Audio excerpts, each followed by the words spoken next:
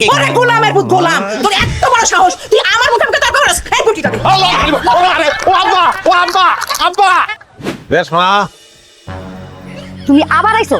তোমার লেগে ফুল নিয়েছি। ফুলটা গ্রহণ করো, গ্রহণ করে আমার সঙ্গে চলো। ফুল গুলাম ভালোবাসার প্রতীক, নাও। এটা হচ্ছে দাও, দাও হইছে গিয়া খুন করার প্রতীক। চুপচাপ এখান থেকে বাইরে চলে কি দাও খুন করুম। কোন কি নতুন করে করবা? খুন তো অনেক আগে হয়ে গেছি, যেদিন পয়লা তোমারে দেখছি। হ্যাঁ, লম্বা বাঙ্গির মতন চেহারাটা, ওই দিনই তো খুন হয়ে গেছি আমি। তরকারি হলো না, বাঙ্গি থেকে ভালো আর কি এর লাগে তুলনা করবি তুই আমারে? হ্যাঁ, তোর মতো বেড়া আমার মতো সুন্দরী মেয়ের যোগ্য না। কেডা দেখো?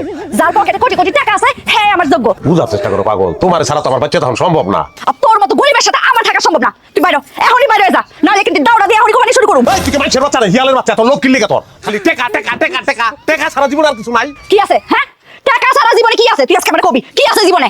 আদর আছে, শোনা, ভালোবাসা। একটারে এই গরিবের হাতে এই আদর ভালোবাসা কিছু লাগবে না আমার। যা বাইরে যা। ওই বিয়া করছিলি কি লাগাই?